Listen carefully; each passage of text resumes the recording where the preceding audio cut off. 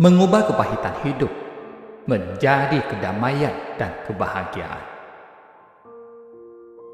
Suatu hari, seorang tua bijaksana dikunjungi seorang pemuda yang sedang dirundung masalah.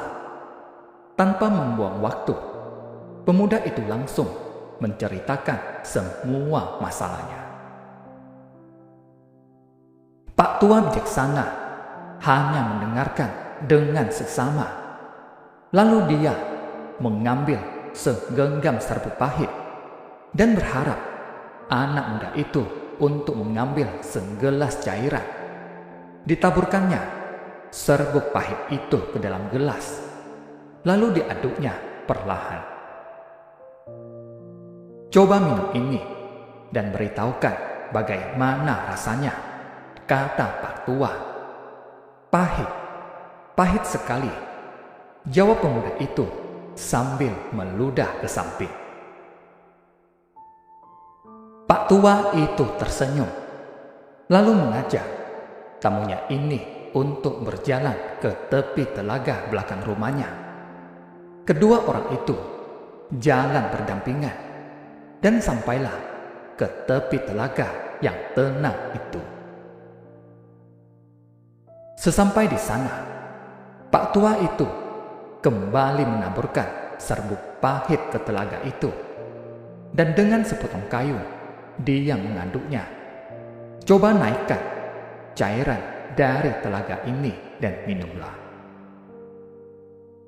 Kemudian pemuda ini meminum cairan itu.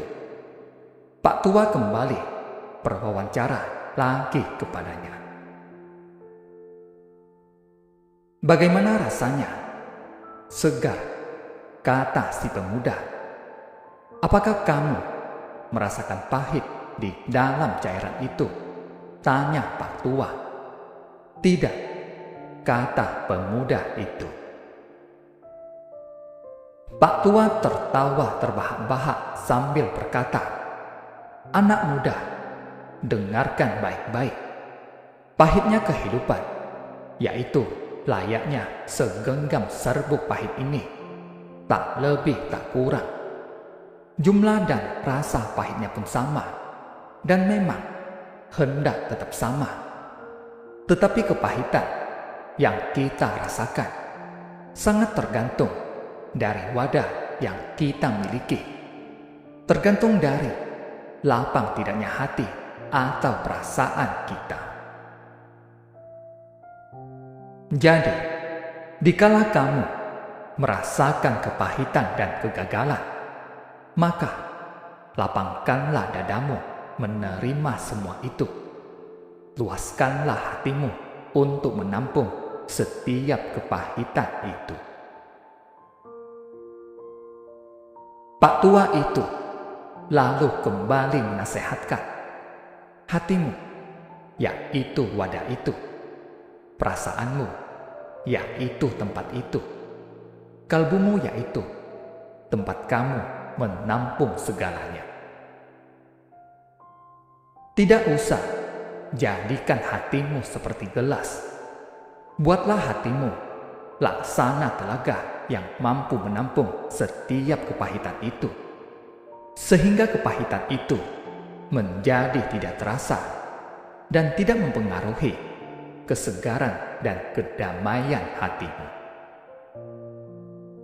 Anak muda, belajarlah menerima kenyataan. Berlatihlah menerima kenyataan.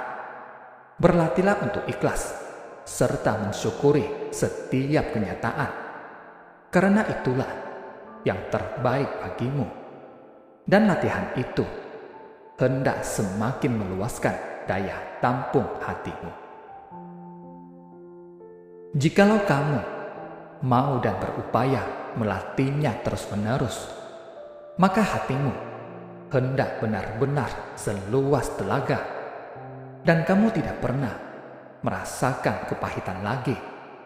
Apapun kondisi dan masalahmu, hatimu hendak tetap segar, damai, dan bahagia.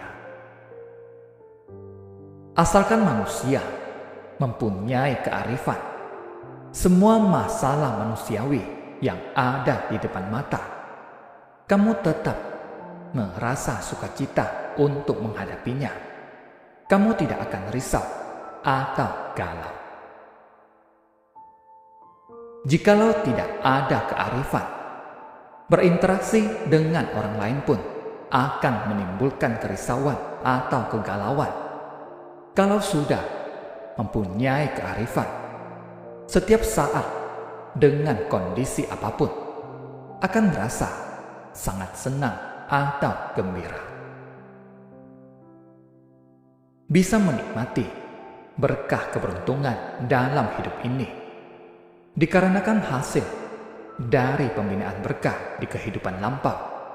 Dan jika merasa menderita dalam hidup ini karena menerima balasan dosa karma yang merupakan hasil perbuatan yang tidak baik di kehidupan sebelumnya dan sudah seharusnya mendapatkannya, atau mendapatkan balasan yang setimpal,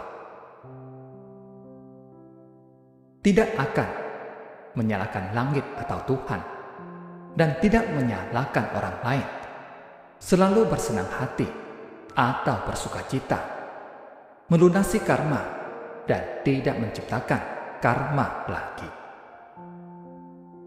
Jangan di satu sisi membayar karma, di sisi lain menciptakan karma. Kalau begitu, karma tidak akan pernah habis dibayar. Harus selalu melunasi, jangan menciptakan yang baru. Dengan begitu, karma baru akan bisa terhapus atau terbayar atau lunas. Meskipun dalam keseharian mengalami kesusahan, harus dihadapi dengan hati yang gembira atau sukacita. Ini bisa menghapuskan atau menghilangkan hasil perbuatan yang tidak baik di kehidupan yang lalu, atau menerima derita karena sedang membayar dengan perlahan-lahan hutang dosa karma. Bagaikan setelah dilalui yang pahit, maka akan datang yang manis. Sesudah melunasinya, barulah berkah ada di depan mata, atau barulah rezeki akan menghampiri.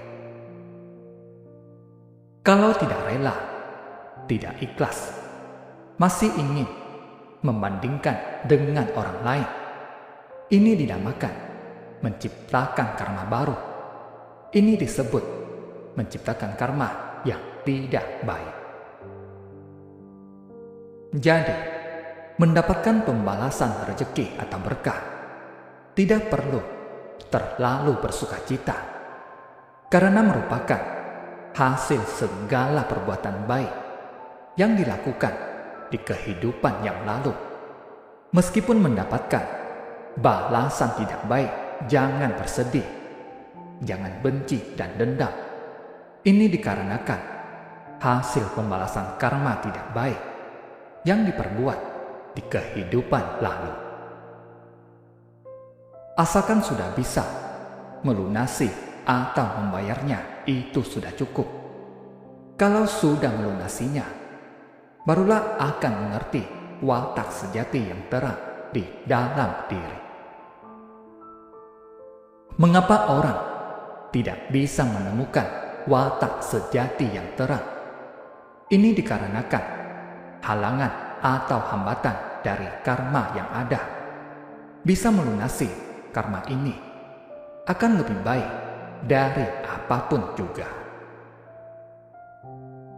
Melunasi hutang karma dan bertemu situasi sulit, serta bertemu jodoh buruk, haruslah dengan hati yang tenang dan damai, selalu bersukacita, harus bisa memastikan tidak memiliki hati yang benci dan dendam, tidak ada hati yang menyalahkan, tidak menampilkan wujud kemarahan.